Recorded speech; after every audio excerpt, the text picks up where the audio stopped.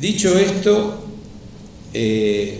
voy a plantear o poner en relación, intentando cruzar con el tema de la inclusión, las 4 cuestiones que les señalaba: diferencias, igualdad, derecho y organización, o si ustedes quieren, organización y condiciones. Vamos con la primera y empecemos. La primera sería: empecemos con algunas preguntas. ¿Cuál es el lugar de las diferencias? Como pregunta general. Ahora, esta pregunta la puedo alejar o acercar. ¿Cuál es el lugar de las diferencias en la educación? Si la quiero alejar un poco más, digo, ¿cuál es el lugar de las diferencias en el campo social? ¿Qué se dice de las diferencias, por ejemplo, en los noticieros de televisión? ¿Cómo se muestran las diferencias? ¿Qué se dice de ellas? ¿Se habla de diferencias o se habla de diferentes? No es lo mismo hablar de diferentes que de diferencias. Hay algunos límites que uno debería poder prestar atención. Entonces, alejamos la pregunta. A ver, el sentido de alejarlas es para comprender lo que señalaba antes, que el problema de las diferencias no es un problema que sucede o transcurre solamente en la escuela, sino que en el campo social cotidianamente está planteado. Ahora, visto en el campo educativo, ¿qué hacemos con las diferencias en la escuela? ¿Qué hacemos con las diferencias en el proyecto institucional? ¿Qué hago con las diferencias en el proyecto pedagógico que tengo del grupo escolar que me ha tocado, o de los grupos escolares que tengo? ¿Qué hago con las diferencias en la planificación cotidiana, en las tomas de decisiones didácticas, pedagógicas que voy haciendo? Y estas preguntas tienen como intención, además de problematizarnos, pido disculpas, complicarnos un poco, incomodar el pensamiento, diría alguno, que esta me parece que es lo que hemos hecho. Si uno se fija como docente a lo largo de su experiencia, ¿en qué momentos hemos construido conocimiento y hemos construido teoría? Cuando se nos presentó un problema que nos corrió del eje, un pibe que no aprende lo que yo creo que tendría que aprender, un pibe que no se engancha con la actividad que yo le propongo, un grupo que no le interesa lo que yo le estoy proponiendo. Ese problema nos ha llevado a la construcción de propuestas didácticas, que nos puede haber ido mejor o peor, pero es lo que movilizó el conocimiento y lo que movilizó nuestro pensamiento. Desde ahí están propuestas estas preguntas. Y quiero comenzar por reconocer lo que hemos aprendido como trabajadores de la educación en relación a las diferencias. Nosotros hemos aprendido algunas cosas. Lo primero que quiero decir, y abro un paréntesis de nuevo, es que lo que hemos aprendido, lo que hemos avanzado en relación a las diferencias, es porque en algún momento nos animamos a discutir los 2 principios históricos que ha tenido la educación y que no por históricos nos han abandonado, siguen presentes, que son la homogenización y la normalización. Esos 2 principios que dieron origen a la escuela y que siguen vigentes en la escuela, han marcado el desarrollo y el recorrido de la escuela. Haber discutido esos 2 principios es lo que nos permitió avanzar en el reconocimiento y en experiencias que den lugar a las diferencias.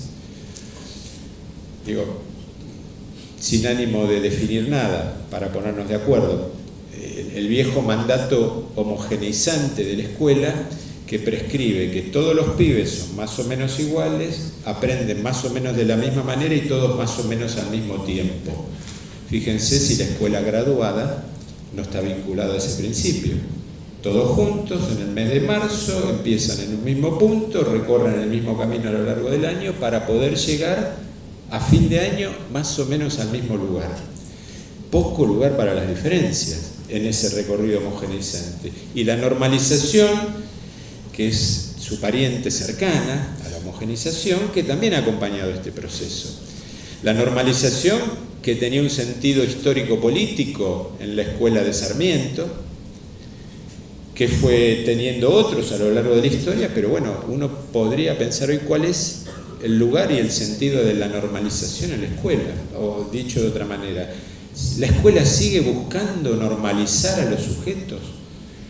¿Normalizarlos a qué? Y acá filosóficamente uno podría complejizar más el análisis. ¿Qué es lo normal?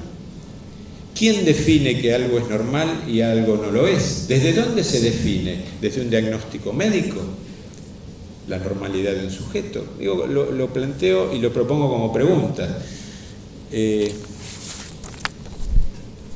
Dice Fernando Pessoa, no hay normas. Todos los hombres son excepciones a una regla que no existe.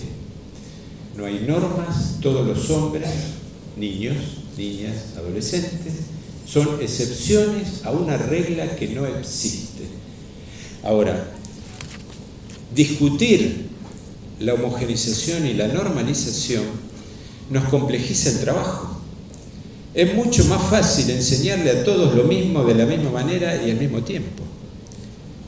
El problema es que algunos aprenden y otros no. El problema es que algunos se enganchan y otros no. El problema es que algunos pueden seguir la propuesta y otros se van quedando. Ahí es donde hicimos cosas, sí, hicimos cosas. A ver, yo creo que esa discusión sostenida en el tiempo, digo, hace ya bastante tiempo nos permitió aprender dos cosas. Una es, y esto tiene que ver con uno de los sentidos de las diferencias, un sentido, si ustedes quieren, poético de las diferencias, es pensar las diferencias como la existencia de distintos caminos. No, digamos, no hay un solo camino para aprender. Lo que hoy llamamos trayectorias educativas, trayectorias escolares, recorridos, donde podemos ver que los sujetos, nuestros alumnos, no todos siguen el mismo recorrido en un proceso de aprendizaje. Dar lugar a la existencia de distintas trayectorias, de distintos recorridos, es dar lugar a las diferencias. ¿Este ha sido un avance? Sí ha sido un avance. ¿Nos hemos apropiado de él? Creo que sí. ¿Sigue habiendo resistencias? Probablemente sí. Pero ahí hay un avance. Y junto con este avance hay otro que está vinculado, que es el reconocimiento de la existencia de diferentes tiempos. No todos los sujetos tienen los mismos tiempos para aprender. Digo, si cualquiera de nosotros ha dicho en algún momento de algún alumno, de algún grupo dentro del grupo escolar, este pibe es lento, este grupo es más lento que este otro, este grado es más lento que este otro. Yo creo que lo que uno enunciaba con esto, aunque a lo mejor en el momento en que lo hacía no se daba cuenta, era reconocer la existencia de diferencias temporales. No todos los sujetos recorren un trayecto de aprendizaje al mismo tiempo. Aquí hay una imagen, una idea muy interesante que trae Jacques Derrida, un filósofo. Él, creo que ya alguna vez lo recomendé, pero para aquellos que no lo hice lo vuelvo a hacer. Hay un texto filosófico de Derrida que se puede encontrar por internet, que se llama La diferencia. No es un texto amable, es decir, en general, sobre todo la lectura, la escritura de Derrida, no son lecturas que invitan a decir, no es por ejemplo para algunas vacaciones. Pero sí uno puede encontrar, digamos, y no habla de educación, aclaro esto también, desde una construcción, un ensayo filosófico, indaga acerca de los sentidos de las diferencias, que digamos, personalmente me ayudó a pensar algunas de las cosas que tienen que ver con lo que uno al menos quiere construir o piensa acerca de la educación, sin hablar de educación. Él allí, uno de los sentidos que trae acerca de las diferencias, lo vincula a la idea de diferir, lo diferido. Y esta idea me parece sumamente interesante porque está vinculada a lo temporal. Lo diferido es aquello que llega después. a ver, si uno no tiene el cable para ver el partido de fútbol en directo, por ahí a la noche o al otro día lo engancha en un canal. ¿Cómo lo está viendo? Diferido. ¿Sí? Y ahora la mayoría lo está viendo diferido. Entonces, esta idea de lo diferido me parece tan ilustrativa para la educación. Digo, hay pibes que empiezan en un punto, digo, uno lo ve, creo que, imaginémonos nosotros, nuestro grupo escolar, y nosotros vemos que hay pibes que, yo estoy planteando la actividad, y hay pibes que al toque la cazaron y fueron directos a donde estaba propuesto. Ahora, hay otros que no, y no porque no entendieron, sino porque tienen otro tiempo.